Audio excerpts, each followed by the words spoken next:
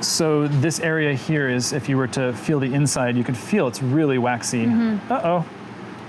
Downward pointing teeth. And the reason for that is to prevent things from getting out.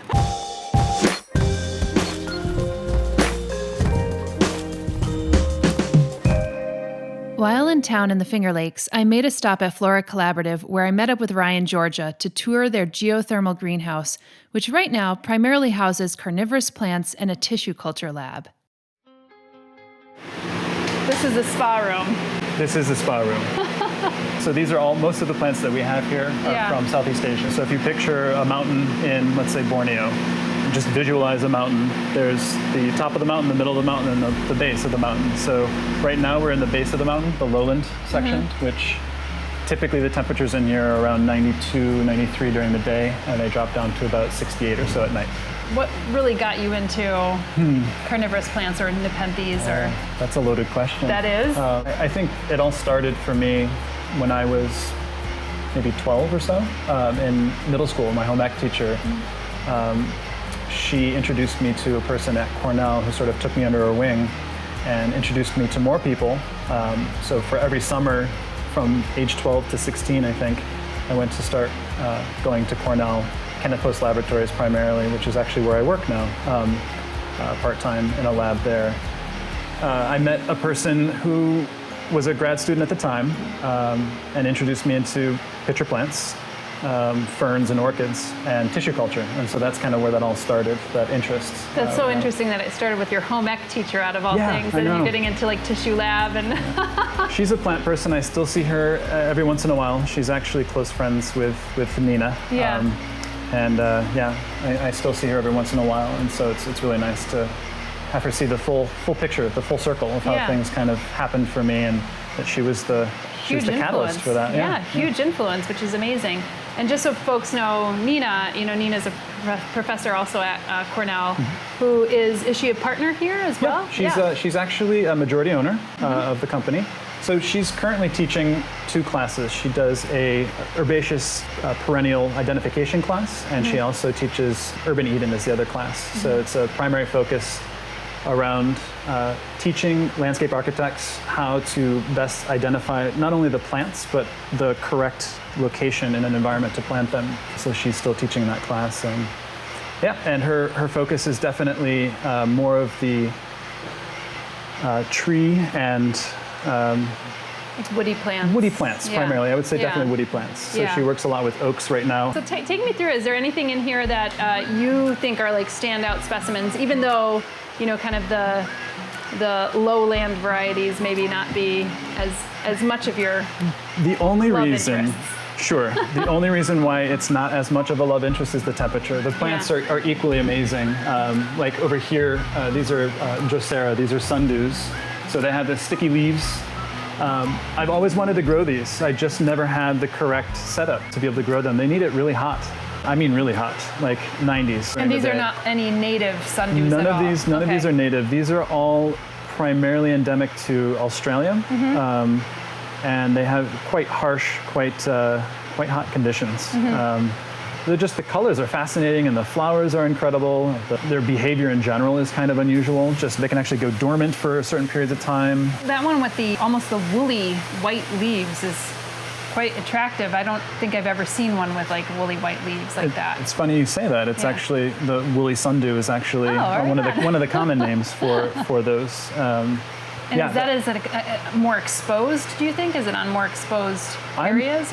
I'm not sure if that's really well known. I suspect that it does help to capture moisture, so like condensation potentially, to help acquire or sequester moisture during really dry times, because they're often found in very drought-prone areas. And are you growing these from seed or tissue culture, or how are you? Working on getting them into tissue culture. That is a process. They actually they don't self-seed very well, this particular group of sundews. So having 2 completely genetically unrelated plants is challenging. They're coming from tissue culture. They're coming from one of our suppliers in the Czech Republic. So that's where these are coming from. So as far as propagating them further, we're working on that. Great. It's a challenge, but we're working on that. So then other plants of interest in here. I am a diehard fan of a species of Nepenthes called Nepenthes veitchii or veitchii. There's 3 different plants here. There's actually quite a few. What is it about these that really... It's almost like an animalistic quality to them. If you look closely, you can see the hairs. They're velvety, almost like the skin of an animal. Yeah. Very hirsute. The flared peristome, so that's this part here, sort of kind of like a collar. Yeah. To me, they're just really interesting. It's the tubby nature of the pitcher itself. It's more squat. And then a lot of them, the ones that are more sought after for collectors in the horticultural community, is the striping on the peristome. So not all, as you can see, like this is also a Nepenthes veitchii. Doesn't have any striping. So do you select for that? Definitely selecting for that. Like this one here is a male. It's coming into flower. So the inflorescence here has, you can see they're kind of round little balls there. So this is them as they are starting to develop. So the inflorescence will continue to elongate. This is a different plant, a hybrid, but similar inflorescence, the structure. This is a female. So these are dioecious plants, meaning there are only one specific sex per plant. So one is either male and one is either female. So you need to have one of each in order to make this work. This one happens to be a female. If you look closely, you can see there's the stigma right there. Who's typically pollinating these guys? Typically me. Is that what you're asking? Well, yes, but in Insects. the wild. Yeah. Well, of course. Typically me. Typically Also me. Yeah, also me. I'm everywhere. So some of them are species-specific insects. Okay. I don't think much is known about whether there's wind pollination or not. There might be. There very well may be. It's interesting, I've read numbers, somewhere around 13% or so of the population in the wild is female versus the rest being male.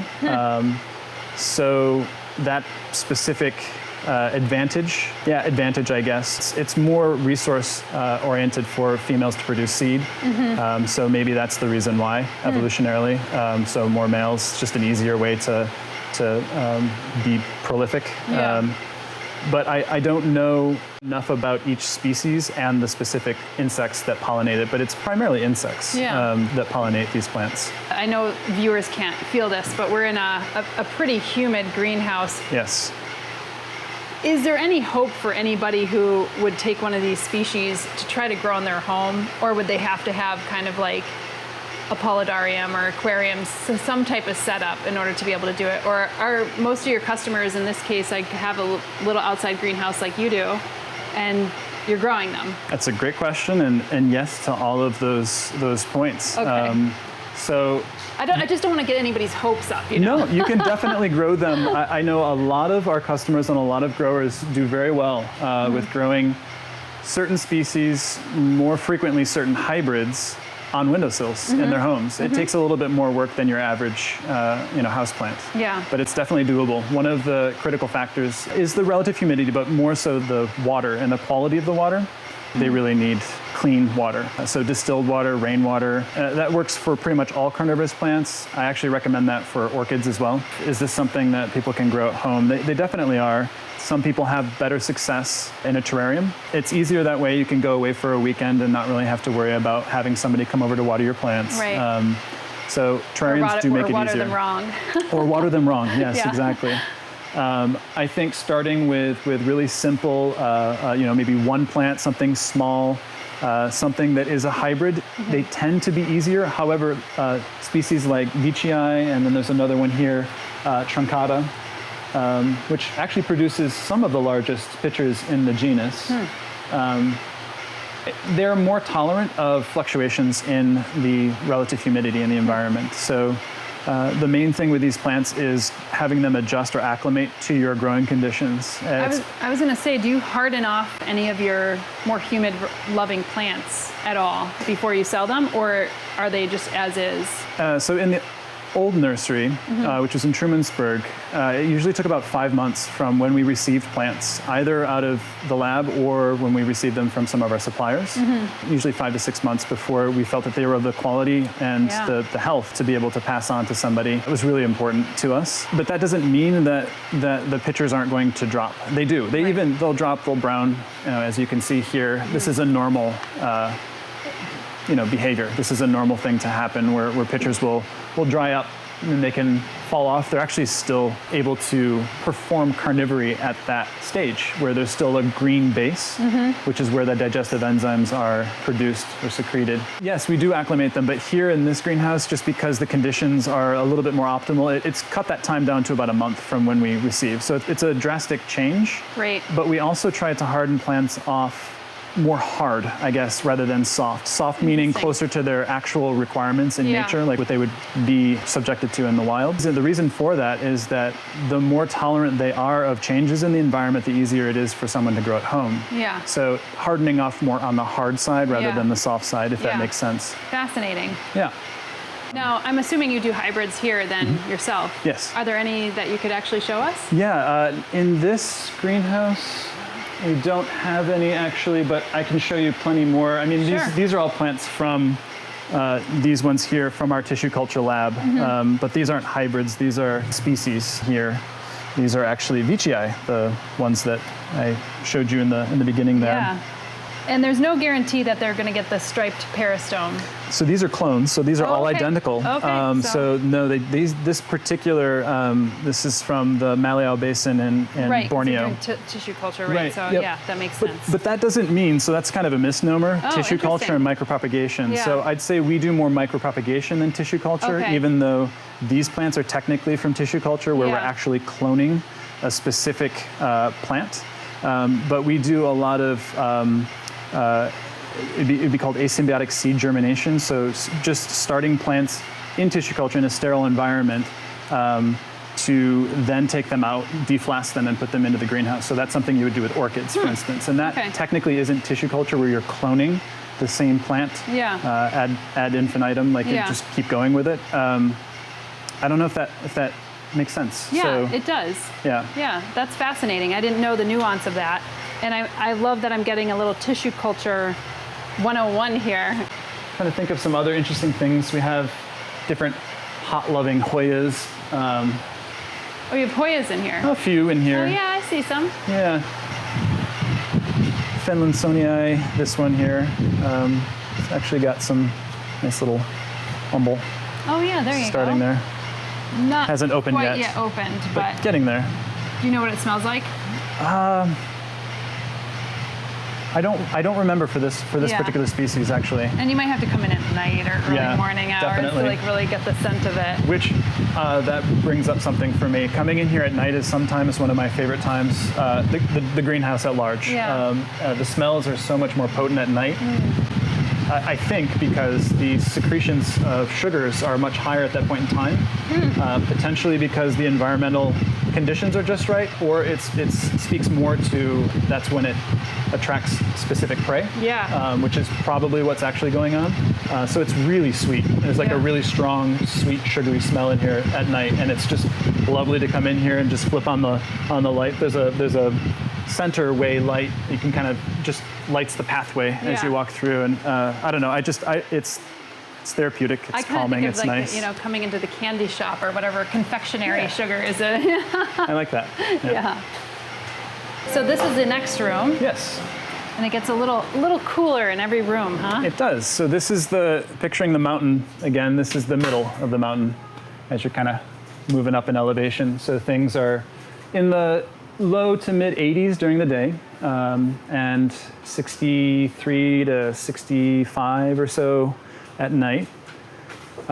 Everything is automated, so the shutters or the exhaust fans will come on when this apparatus here tells it so.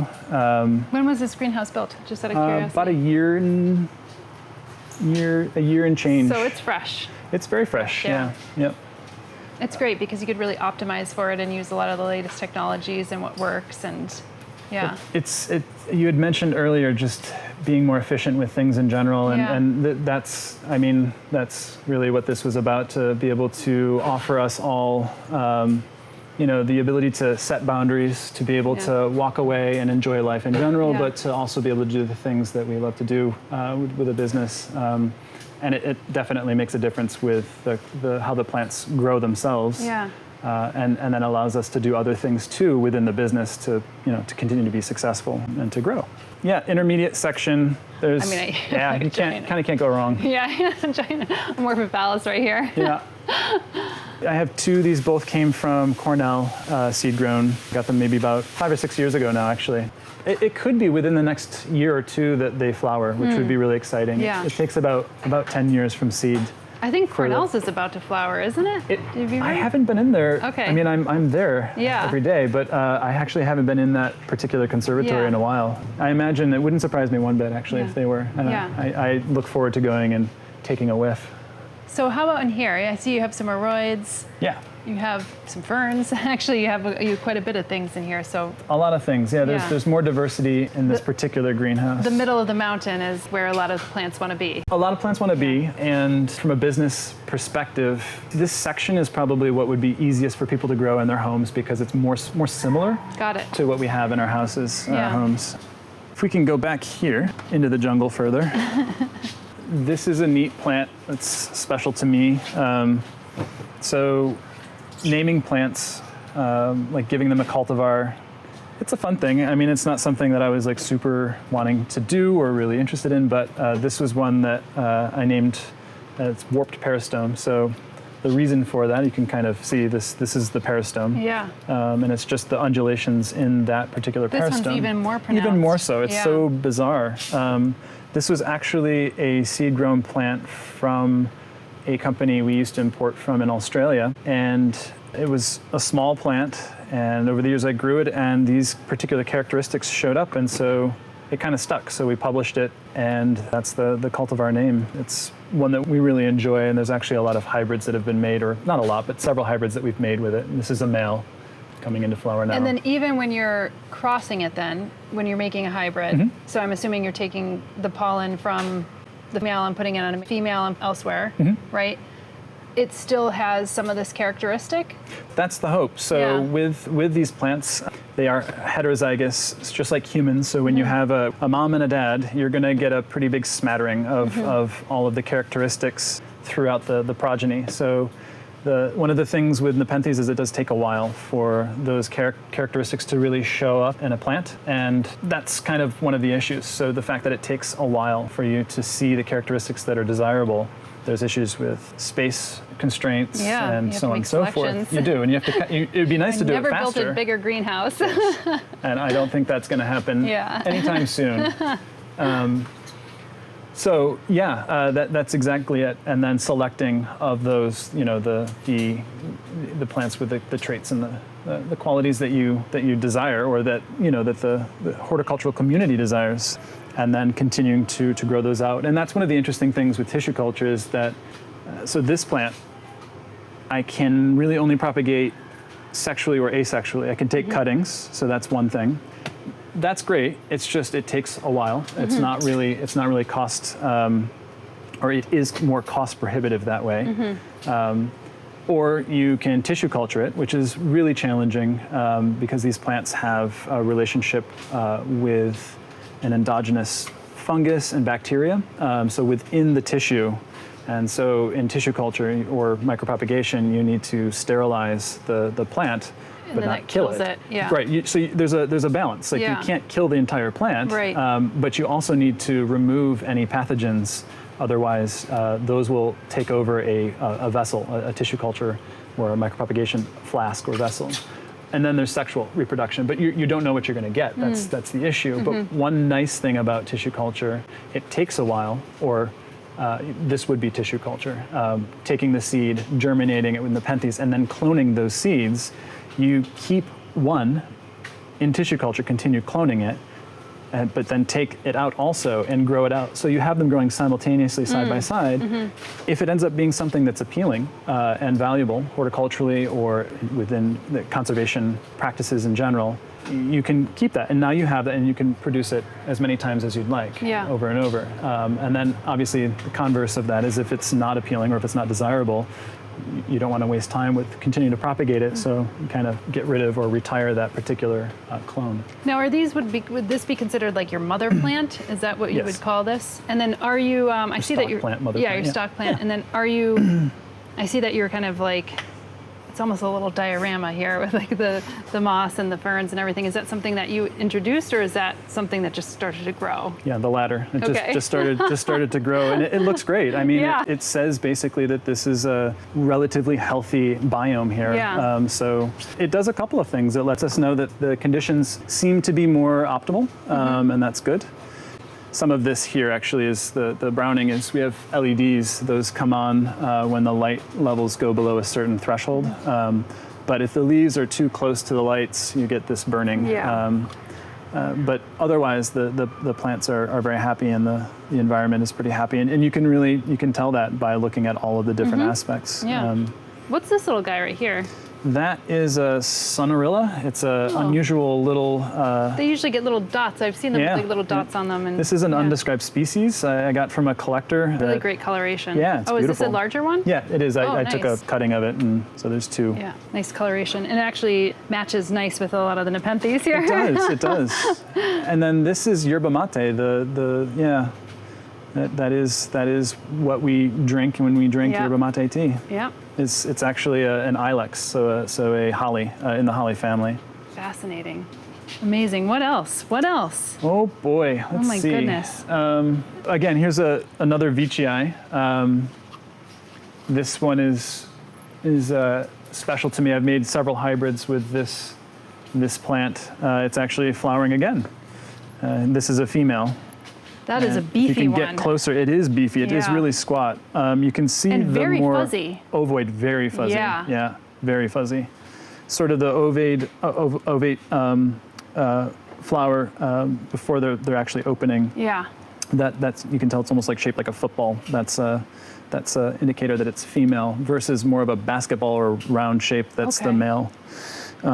I'm so curious because, things that are, in general houseplant trends like variegation or whatever, it's something that I typically don't see in Nepenthes. Is that even something that people look for, or Yeah. not so much? It is. It's harder to come by, Yeah. probably because those are mutations that happen with plants that are propagated more frequently or they're more available. So Nepenthes are relatively nuanced. I mean, it's growing. The competition is actually growing significantly, and I think that it's more a variable of that aspect. So the more the plant is around, there's different types of variegation too, whether it's stress related or if it's actually induced, or if it's like somatic, like it's something that's actually going to stay within the plant. Yeah.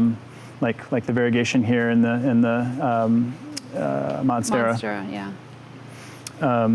Here's actually a hybrid one that we made. It's a pretty good example with that as that veitchii. Yeah. Pa Amour, yes, that big Yeah. one there. And here's No, the next one over. Nope. Yep, Yeah, that's yeah, it. yeah, This that's the big one, guy yeah. right here. Yeah. So this is the mother. This is an offspring. And if you can see closely here, the striping, that's from the female. That's from the veitchii. And then the toothy peristome is from Edwardsiana, which we'll see an example of that plant in there. And you'll see why that really toothy, ridgy peristome, where that comes from in the father of that And cross. so, obviously your clientele the best, and obviously more of this world better. So you had mentioned that the striping, the candy cane kind of striping, toothy peristomes. What else are people looking for? Maybe the fuzziness. Fuzziness, squatness is a characteristic people really like. Colorful. I mean, that's a really important. Like reds are very common. Yeah. They may or may not indicate like higher sugar content. Like that's why it sort of exists, or anthocyanin expression. There's probably a whole slew of different reasons. That also is an appealing color to people. I mean, that's something that we're attracted to, or at least I am. Red color, which is nice in plants. And then also, you're kind of you're hybridizing. I just want to say this because obviously this is a grouping of plants that is probably highly prized, taken from the wild. There's, I'm assuming that some are either threatened, endangered, or maybe even extinct. Definitely. So is there a promotion within the community to move away from the species, or if the species are tissue cultured or whatever, or is there a move more towards hybrids? Is that even looked at as interesting? That's a great question. I think the issue is that a lot of people in the community, or a large portion, are very attracted and interested in species. And for that reason, there is a pretty big issue with poaching and plants taken from the wilds. And tissue culture is a path that allows to mitigate that to some extent, for sure. I think it's important.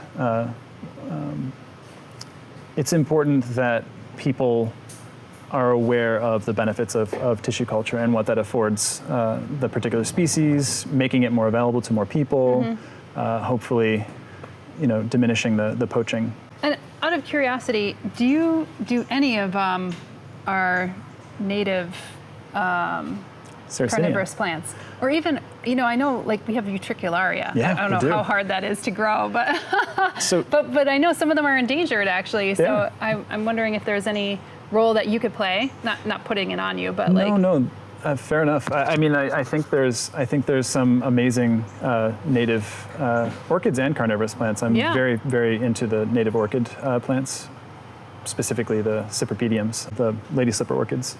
I can show you some utricularia, but I actually don't have any of the native ones. Those are more aquatic. What we have here are more terrestrial utricularia, or the common name being bladderworts. So these are either Utricularia andressii, or there may actually be a hybrid between andressii and alpina, or alpina. This is reniformis. that's cool. So these would grow in trees. Some of them could be sort of quasi-lithophytic, growing in rocks and things of that nature. They need high moisture content, very clean water. Their traps are actually in the soil versus something that you can see like with Nepenthes.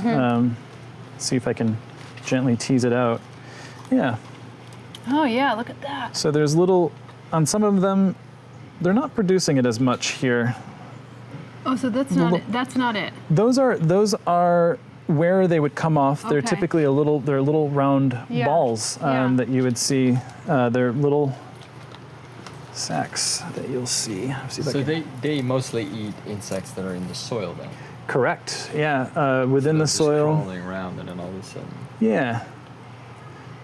Insects, like nematodes, things like that. Nematodes, yeah. You can kind of see it's really tiny. There's better examples of the alpina or alpina in the next greenhouse where you can see some more. Let's keep looking around, see if we can Look find. at how those fiddleheads are like bright yellow. I know. That's so bizarre. It looks like it's like spray painted. Yeah. Let's see, what can we find in here? Looks like you're growing chives out of there. I know, it does. Yeah, make a nice salad. Yeah. I don't see any on this. I mean, look at this guy right here too. How these are just like kind of growing in a little crown. That's cool. That's another Australian endemic cephalotus. Head. Ceph meaning head. Yeah. And I guess they kind of look like a head. It looks more like a little baby Bjorn thing. I don't know. It does. Maybe because it's shaped in a crown? Yeah. Does it grow in a crown? It does. It's Okay. very basal rosette behavior. Yeah. It'll it just does continue. look like a baby Bjorn thing. It does. It sends up little runners that keep popping up and stolons. I guess it's more stoloniferous than runners. But well, no, it wouldn't be stolen. It would be runners. It would be rhizome. really, now I'm thinking from a marketing ploy, somebody could take this, but like making a Nepenthes baby Bjorn so your kid is sitting in a Nepenthes. I just think it's so like sick and funny at the same time. I agree. There was so I used to go to the New England Carnivorous Plant Don't worry, Societies. he's being digested. Yeah, don't worry. They had a photography thing where like a green screen at the New England Carnivorous Plant Society many years ago where they'd take a picture of you and it would superimpose you inside of a cephalotus picture. It was pretty funny with like a little version of you going, this Only is plant people would get yes, only plant that people. humor. This is our propagation bench. So each greenhouse has a bench that specifically has a mist system that comes on. I mean, the whole greenhouse gets watered with an automated mist system, but this one specifically comes on. You'll see it probably within the period of time that we're in this room. Okay. For cutting. So basically to reduce the transpiration, the humidity is much higher here. Right, and I see that you're like slicing the leaves to help prevent some of that transpiration Exactly. loss. Even though you have a nice humid environment. So Even though it makes it even easier for them to root. We do use a rooting hormone that's primarily IBA based, which most powdered rooting hormones are. And then do you find that the rooting hormone really does, have you ever tried non and with, and if you... So some Nepenthes will root much easier than others. That is definitely, that's definitely a thing. Yeah. I haven't, just because I haven't really toyed around with it or experimented too much. I've experimented with different methods and ways of doing the cuttings. So, whether it's cutting the actual tissue underwater to prevent embolisms, that definitely seems to help significantly. But using or not using, I guess I haven't really done that. But sort of anecdotally watching other people in the community do it, there's people who will just stick it in water, some of them, and they'll root that way. Yeah. So the issue with that is that the change from water to soil, those roots have adapted specifically to that kind of an environment. Exactly. They don't really transfer really well, so they end up kind of losing those roots. Root hairs or anything like that. Yeah. Yeah, it's a very different root. It's also seen in tissue culture. So roots that come out of tissue culture, especially with the oaks that we're working with, it's a very thick taproot, and then within 2 to 3 weeks after, it gets this really filamentous, like fibrous root system that you don't see in vitro, which is interesting. I'm thinking when it's in tissue culture and it's like all of a sudden has to develop this like fibrous root system, it's like it didn't have to work before. Yeah. In a way. That's But now it has to work. You have to go out and make a living. you hit it right on the head of the nail there. That's exactly what's going on. You're going from the perfect environment, all the nutrients that they need, perfect humidity, no pests, and then they have to come out here into this terrifying world. So. So with the tissue culture, so a lot of these plants actually came out of the lab. So this is a kind of an interesting species, Nepenthes mapuluensis. It's a more recent discovery. So we received seed, we germinated the seed in vitro, and then once we had a small plantlet with past the cotyledons, so basically you got a few actual true leaves. We then put it onto a media that has PGRs, or plant growth regulators, certain hormones that get the specific cells to become undifferentiated rather than differentiated. So basically, there are specific cells in a plant that are told to do one thing versus another. I'll be a leaf. Exactly. Yeah. Exactly. But if it's undifferentiated, it could be a root or a leaf. Anything. Exactly. Yeah. So like totipotent, like it's cells that can do what you sort of tell it to do at that point. And so that's the process where we produce more shoots, so more plantlets, and then it would go on to a media that has a rooting hormone, and then you would get your roots, and then we would actually put it on, depending on the plant, but we would put it onto another media that allows it to further grow and get some size, and then they come out here.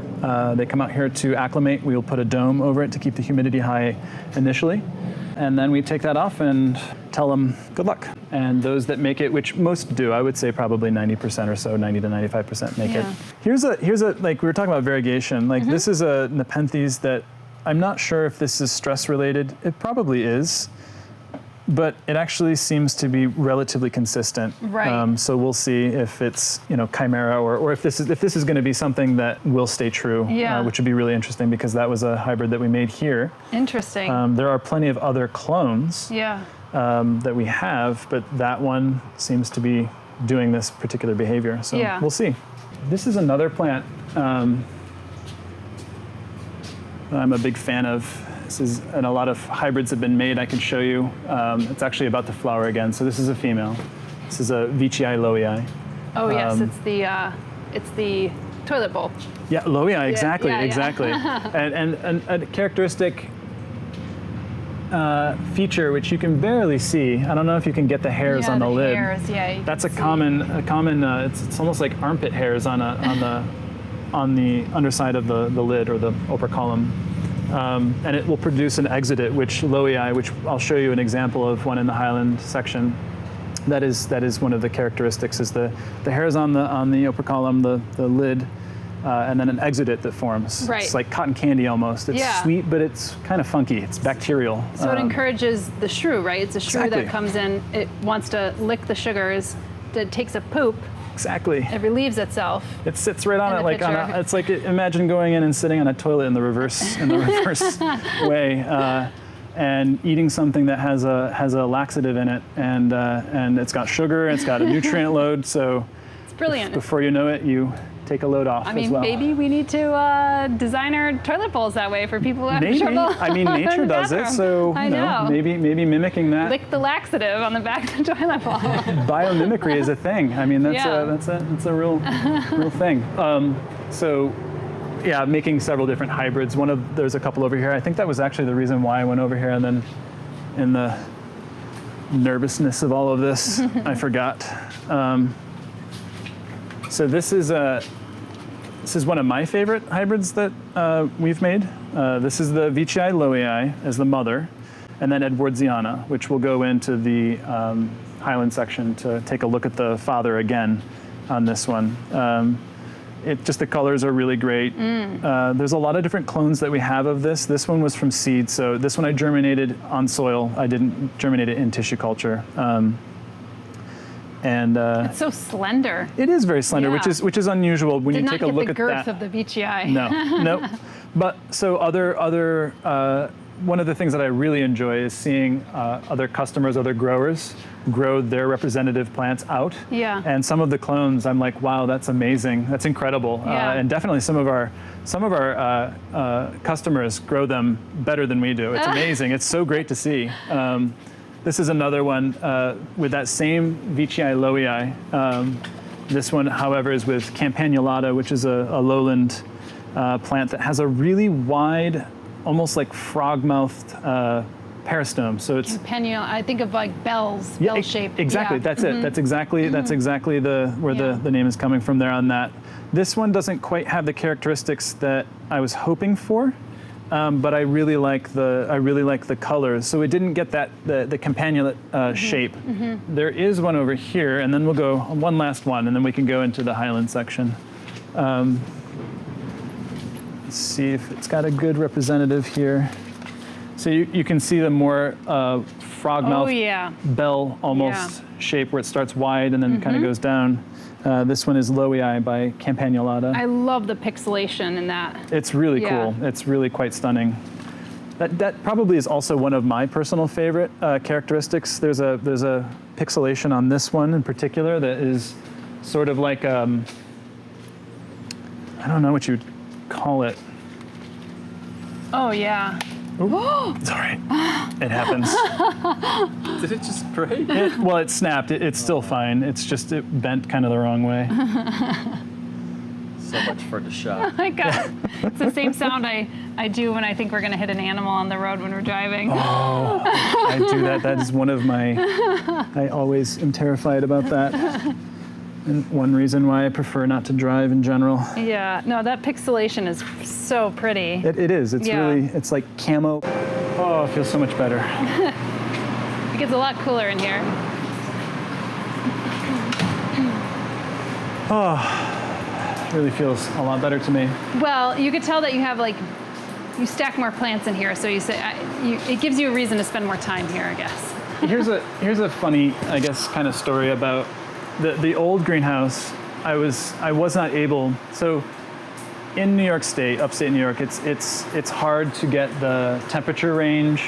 So a portion of the year, the winter, it's easier to keep plants under highland conditions because you're really not trying to cool. That's the hardest thing to do.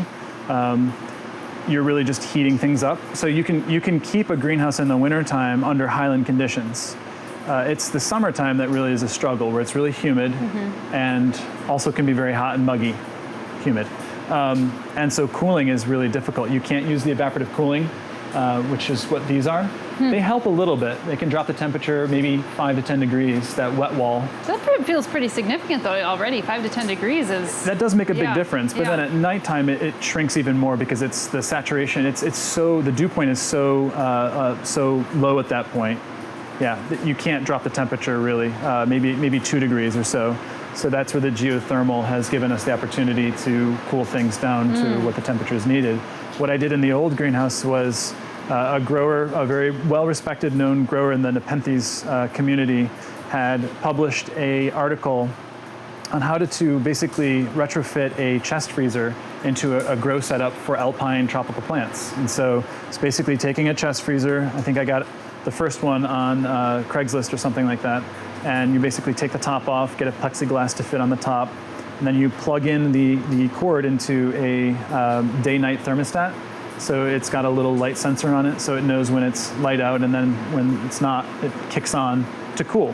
So you can set the temperature parameters for whatever you need during the day, so it'll keep it in the 70s, and then at night, when the light goes on, it kicks on and runs those parameters. So if I wanted it 50 degrees, the chest freezer would cool it to 50 degrees. So that was great. Automation for you. That was great. It was wonderful. But a chest freezer doesn't allow you to do a lot. I mean, you can't grow many plants. Right. You can buy a bunch of chest freezers, but then it also becomes cost prohibitive with the electric bill and so on and so forth. Right. So you moved from chest freezer to this. this. Which was really great. There were a lot of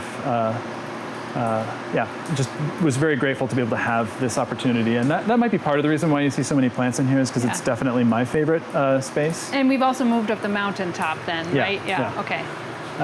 Are these considered like?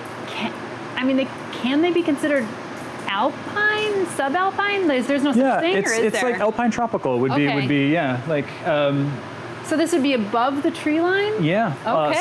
Some of them would be maybe not quite above the tree line, but so it would be more like scrub montane forest. Got it. So not quite alpine. You're right. So the temperatures, I mean, they can get close to freezing. Mm-hmm. So some of these plants experience nights in the upper 30s. Look at this accordion right here. That's the Edwardsiana. So that's the father. The one. Okay, now I understand why you want him to be the father of all of your little Nepenthes babies. As many as I can. I mean, he's very attractive. There's a lot of toothy plants. So this is Macrophylla. This is another really great Bornean species. Found on Mount Chusmari. And so one of my favorite hybrids happens to be a natural hybrid between Lowii, which is this plant here. We also talked about the shrew toilet. So these two hybridize. Look at these. Yeah, the bristles, the hairs are just very pronounced. That's like beyond armpit hair now. Yeah, that's like a Brillo pad. It's like a Brillo pad. You're right. So when these two cross, you get this plant here. Oh, wow. Look how deep red that is. Yeah. That is like a deep red throat. So this is a newly opened trap where you can see things are a little bit lighter. There's the striping on the peristome. Yeah. These are very woody. I mean, they're very woody, tough. Yeah. And then this is a more mature one.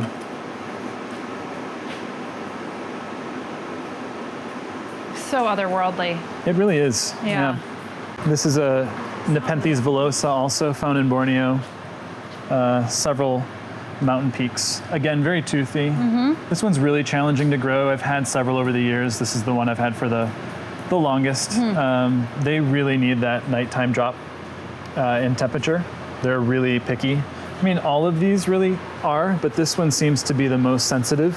Do they understand morphologically why they have this kind of, accordion fold? Is it? Not fully. I think there's some theories about, again, the ability for moisture to condense on these and actually sort of have water go inward. Got it. Beyond that, I'm not sure I've read too much on why that adaptation really exists. It's one of the things I'm most fascinated with Nepenthes is the food web relationship. So the different organisms that actually live within and around Nepenthes. So the traps do produce a digestive enzyme. It is very acidic. It's something comparable to our stomach acids. And yet there are other organisms that actually live and survive and thrive and reproduce and coexist. So there's some really interesting mutualistic relationships for sure, and something that if I ever went back to school, I think that would be something that I would really like to explore and learn more about. Grad school project. I always mention grad school projects, for someone else, Somebody else. I'd love to read about it. I'd love to learn, but exactly, maybe for somebody else. Yeah. This one's pretty too. It has like this kind of creamy white center. And then really deep red. Yep. Trap. Pulchra. It's like the word pulchritudinous. So beautiful. Like that. I mean, you kind of were drawn right to the features that sort of are described in its name. Yeah, because it's so contrasty, you know what I mean? It is. Kind of like it draws your eyes to it. Yeah. I agree. Here's another hybrid that we made here. So that is the father, and then glandulifera, Nepenthes glandulifera, is the female, so the mother. Nice. So Nepenthes produce polymorphic pitchers or trimorphic. So they produce sort of 3 different pitchers at different points along the plant as it grows. So you get the basal pitchers, so these ones that are down closer to the ground. Let's see if I can get a good representative. I mean, that's a good one. It's as good as I guess. It's quasi intermediate. And one of the ways you can tell, basal pitchers typically have wings, or it's a more pronounced the further down. So this is more intermediate actually, where they kind of disappear. You can still kind of see the vestiges there. Let me see if I can find a Nepenthes that has a really good example of, yeah, the one right there, the Veitchii. So this is a highland Veitchii actually, but you can see the wings, and they're very pronounced, and they go right up the side of the pitcher. So that's one of the ways you can tell a basal pitcher versus an intermediate pitcher, which is going to be somewhere along the middle, where you'll still get some of the wings. I don't know if I can find a good example. So they just don't need those wings. Yeah, They're growing. for whatever reason. Yeah, for whatever reason, it probably has more to do with species-specific insect prey attraction. So these plants actually are visually seen by insects in a very different way from how we see them, using UV light. So there's definitely triggers within the plant where we can't see, but the insects do. And I've seen some of the photographs of these plants under UV light. Yeah, I was going to ask if you've seen that. It's pretty amazing, and then the wings really show up on a very stark contrast compared to the rest of the picture. So that may speak more specifically to specific insects. So more ground-dwelling insects are probably going to be attracted to the lower pictures. Some specific more flight-bound insects probably for the intermediate, and then uppers are devoid or void of the wings, and these are all uppers here. If you want to try something that's tasty and surprising, just take your finger on those droplets. So you can see those little black dots. Those are the glands, hence the name glandulifera. Not as sweet as I thought. Is it not but I have a very high sweet tolerance. No, I hear you. Yeah, try a couple of them. Oh wait, this one's a little gooier. Yeah, that might be sweeter. Yeah, that one's way sweeter than the one I just got. And at nighttime, it's really pronounced. Yeah. I mean, it's quite amazing. And then the smell is really. This one's pretty good. Yeah. Nighttime is much better. It's really sweet. Oh yeah, it's very florally though. Very floral, yeah, and sweet. Yeah.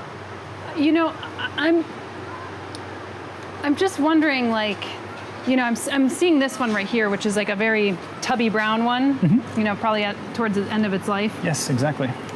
But what is in the cellular walls of these that are not making it totally dissolve itself? You know what I mean? Like, it's kind of like your stomach, right? It is. But what's in your stomach line? Like, what's in this that, doesn't make it, like, it's just holding that water like a cup, and it lasts for such a long time, because it's such energy to produce that. I mean, the probably the chitin in the actual tissue is one of the reasons why. Like, the woodier the pitchers, the more durable they are. But there's also a waxy coating on the inside, so there's actually wax crystals kind of stacked on top of each other, going down certain zones. Yeah, that makes sense. And the further down you go, they're, I think, more pronounced. Yeah. This example here probably that you pointed out. Scales almost in a way. Almost. Maybe some of them are overlapping or not. Definitely. Yeah. This one here has actually filled up with water, so that actually probably wouldn't be as acidic and as caustic. Yeah. As the pitcher is the way it's designed to be. So the way it's designed to be is the fluid only fills up, maybe up to here. Water coming in, this lid actually prevents water from coming in and diluting it. Yeah, okay. That's really the only purpose of the lid.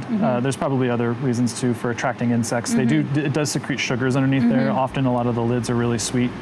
And so this area here is, if you were to feel the inside, you could feel it's really waxy. Uh-oh. downward pointing teeth. The reason for that is to prevent things from getting out. So I thought you got stuck in I for a second. I thought he was joking. no, not really.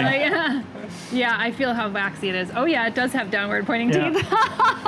I was like, is he being serious or like, you know, No. jokey? I actually was like, oh, this is uncomfortable. This is being caught on camera. Stay tuned because we'll have more of Florae Collaborative in some upcoming episodes. And if you find yourself coming back to these videos, consider liking, subscribing, and hitting the notifications bell, as that helps the channel grow and allows us to produce more great botanical content like this. If you're looking to round out your plant knowledge, then have a look at our suite of online courses, including Houseplant Basics, the Houseplant Masterclass, 125 Houseplant Care Spreadsheet, and Troubleshoot Your Houseplants. And if you haven't heard yet, 1% of our Google AdSense revenue on this channel will be devoted to plant conservation, which is just one way we're giving back to the plants we love. In the meantime, you can also check out our newest channel covering our new homestead on outdoor gardening and more over at Flock Finger Lakes. See you in the next video.